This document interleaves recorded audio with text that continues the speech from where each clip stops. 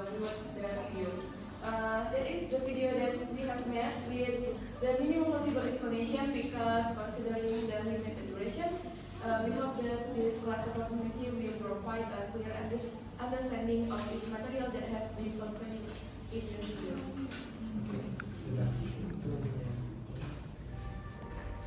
Amidst the hustle and bustle of campus activities, every step and stroke of a student reflects hope for a better future. Academics is not just about numbers and graphs, but about how the policies created affect the welfare of a nation. We will talk about industrialization and foreign trade policies to expect to play an important role in a country's development. Let's explore together the various perspectives and policies that shape the direction of the global economy today. The strategies of import substitution and export promotion aim to strengthen the national domestic economy. This policy reduces dependence on foreign products by encouraging the production of items locally that we usually import. By boosting local production, not only cut import costs but also create more jobs for the community. This approach aims to make local products competitive in international markets, allowing us to export to other countries. Selling our goods abroad helps bring more income into the country. To succeed with this, companies need competitive pricing, strong digital marketing, and also government support to open doors in global markets. International trades help developing countries increase their income from export to global markets. With higher export, economic growth becomes faster and the country's income increase. In addition, international trades also allows these countries to access new technologies from abroad. These technologies increasing productivity and making developing countries more competitive. Not only that, international trade also leads to the growth of sectors such as manufacturing and services, creating more jobs and helping reduce poverty. This view highlights the negative aspect of international trade, especially for developing countries. The main reason is from the exploitation of resources generated by the economic dependency and hampering the progress of local industry. In addition, cheap foreign products can weaken domestic industry, making it difficult for local business to compete. The benefit of unequal trade employed more by developed countries than developing countries. Effective industrialization and foreign trade policies both a country global competitive by strength high-tech industrial and expanding trade, creating jobs and increasing income from investment. This policy also help developing national adopt advanced technology, promote innovation and building a diverse, realistic economy, improving quality of life, of better product, job and well-being. Economic integration in development economics is the process of cooperation between countries to remove trade barriers and strengthen broader markets for economic efficiency and prosperity. For example, the European Union has successfully integrated the economies of many countries with the euro currency and common policies, although it still faces the challenge of maintaining equality. Indonesia has undertaken trade reforms to improve global competitiveness. First, trade liberalization is carried by reducing tariffs and non-tariff barriers. Second, structural reforms focus on economic diversification, reducing dependence on commodities, and strengthening the manufacturing sector. In addition, Indonesia is also active in international trade agreements such as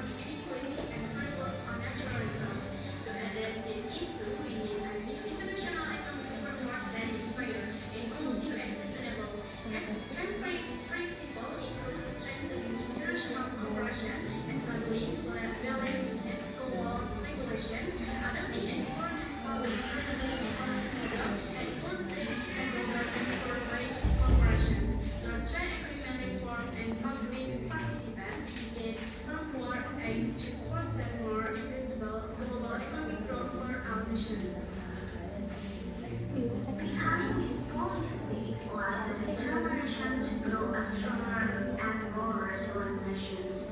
Today, global challenges are increasingly evident, and sound economic policies will be the key to a sustainable futures.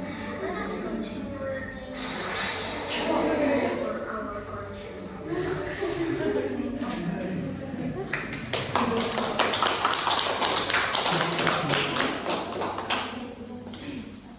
So the big goal of our material chapter is industrialization and foreign trade policy, which is divided into six materials and will be explained by the principal from two.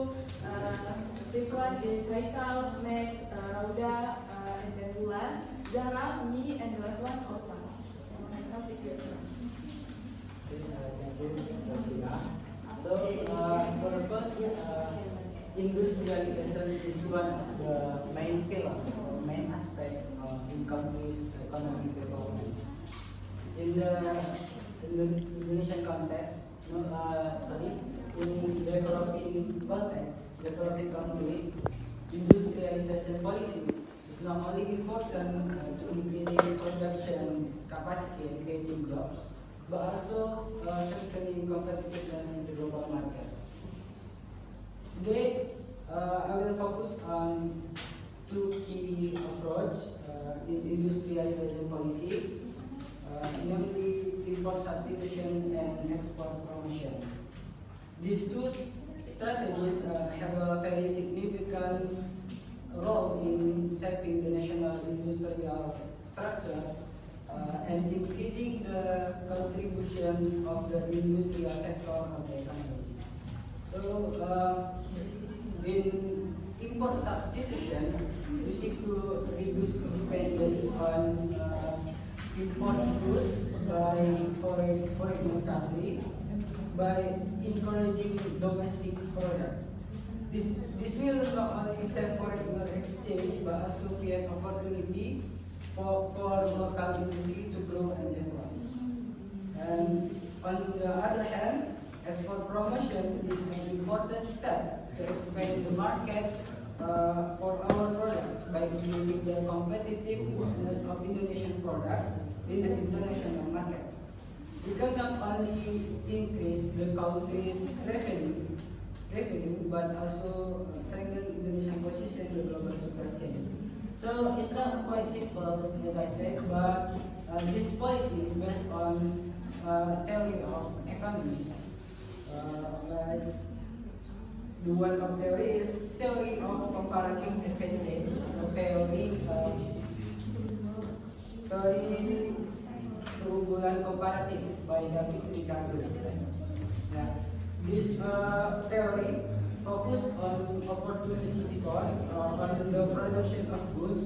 According to Ricardo, each country should focus its resource on producing goods that can be produced at a lower relative cost than other countries. In this way, trade between countries can occur and be mutually beneficial, even though one country may be more efficient in producing all goods. This all for me. International trade plays a crucial role to drive the development in developing countries. The first is increase the country's income from the export to global market. When the export increase, so the country income also increase, which contribute to faster the economic growth. The second, international trade gives the developing country access to the new technologies from abroad, increase their productivity and competitiveness in the global market. By using more efficient technologies, this country can produce goods efficiently and better quality and more competitive in the pricing. And international trade also drives to the growth of the sector such as manufacturing and services. When the demand of the product increase, the sector expands, creating more jobs. where with the more job, people income increase and have to reduce the poverty. Overall, international trade not only increase income and economic growth, but also help the developing countries access new technology, create more jobs, reduce poverty, and international trade is a key drives the sustainable of economic development. The next material is pessimistic opinion about international trade. The view highlight the negative aspect of international trade, especially for developing countries. First, exploitation of developing countries. Developed countries are considered to take advantage of resource and cheap labor from developing countries, thus creating economic dependency and hampering the development of local industry. Second, economic dependency. International trade can cause dependency on export of primary goods such as agricultural commodities or natural resources, whose price tend to be unstable. Three, weakening of domestic industry. The entry of cheaper and higher quality foreign products can hamper the development of domestic industry and make it difficult for small businesses to compete. For an equal distribution of benefits. The benefits of international trade are often felt more by developed countries that have high competitive edges, while developing countries are treated in a disadvantageous position. Optimistic view on industrialization and forex trade policy. First, improving global competitiveness. When a country focuses on building in industrials and trading with other countries, it becomes strong in the global market. Second, economic growth and higher national income. Industrialization creates jobs and bring new technology with more trade products made in country can be sold abroad. This brings in more money for the country, which can then be used to build and improve things at home. Third, technology transfer and innovation. Forex trade allows developing countries to learn new technology from advanced countries. Fourth, economic diversification. Industrialization helps the economy grow in different areas, not just one. This makes the economy more stable. Lastly, better quality of life and well-being. As industrial grow, people get more choice of product. They can buy better items, and there are also more jobs with better pay. In summary, with good policy in industrialization and forex trade, a country can improve its place in the world, make life better for its people, and keep growing in stable way. Economic integration in development economy is the process of cooperation between countries to remove trade barriers and strengthen broader markets for economic efficiency and prosperity. Harusnya tuh pas Some of orang the levels of economic integration include first, tapi dia bilang trade videonya di growth video or removing tariffs between countries. Second one is customs union or shared tariffs for non-member countries. The third one is common market or allows the flow of goods, services, capital, and labor. The third one is economic union or common market with coordinated economic policies. And the last one is economic and monetary union or economic integration with a common currency.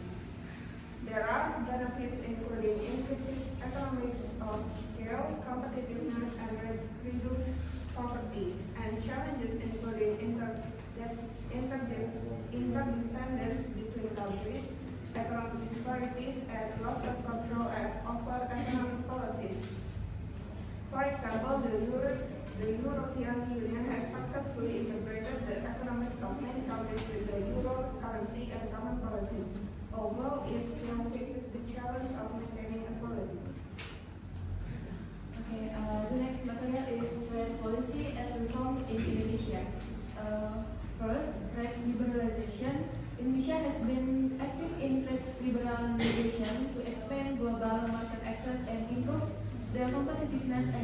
of local products. Participants in the ASEAN Free Trade Area or AFTA and signing the Regional Comprehensive Economic Partnership or RCEP in 2020 are significant steps.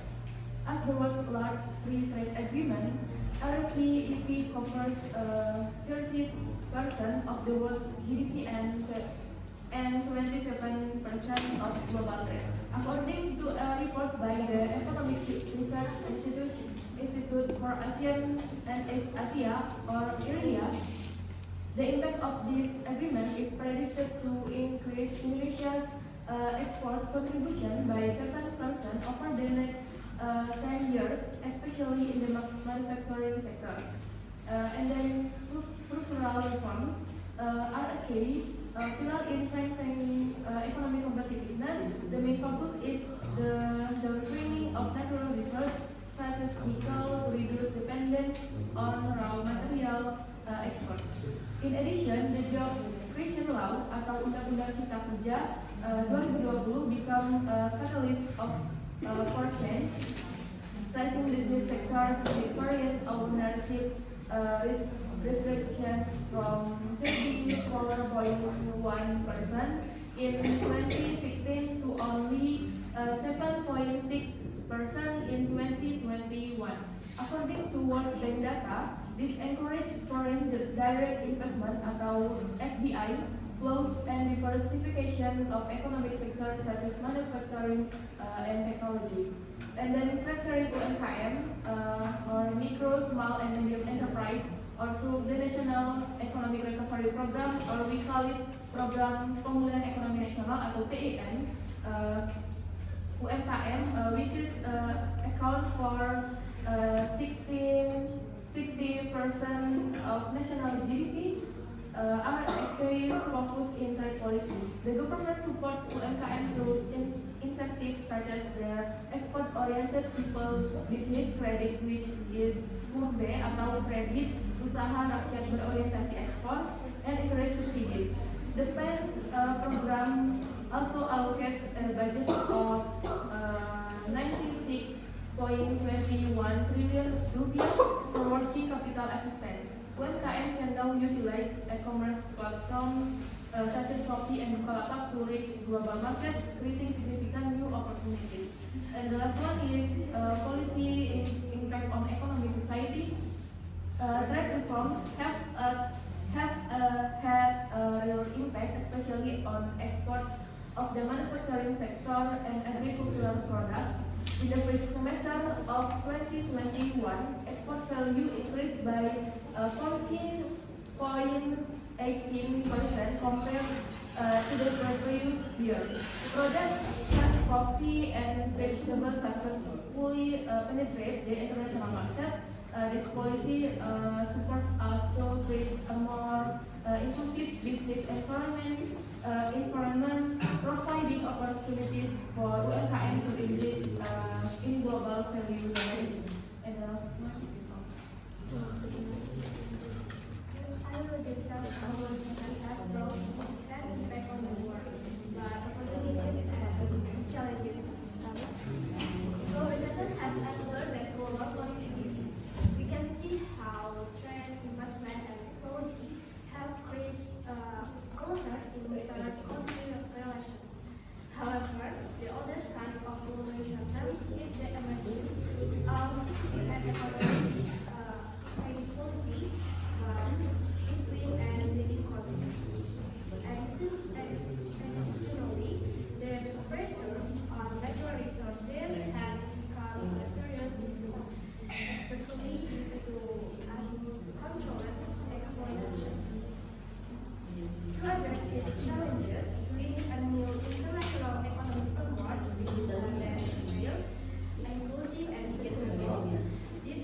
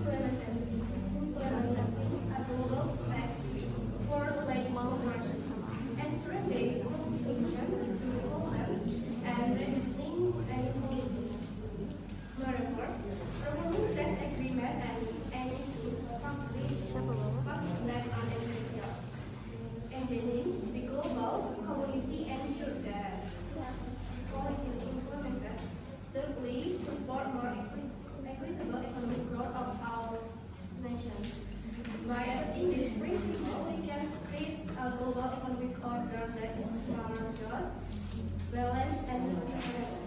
Thank you. So the presentation from Guru 2, we are still studying about this material. We hope that the more detailed presentation can be understood. Thank you guys. Wassalamualaikum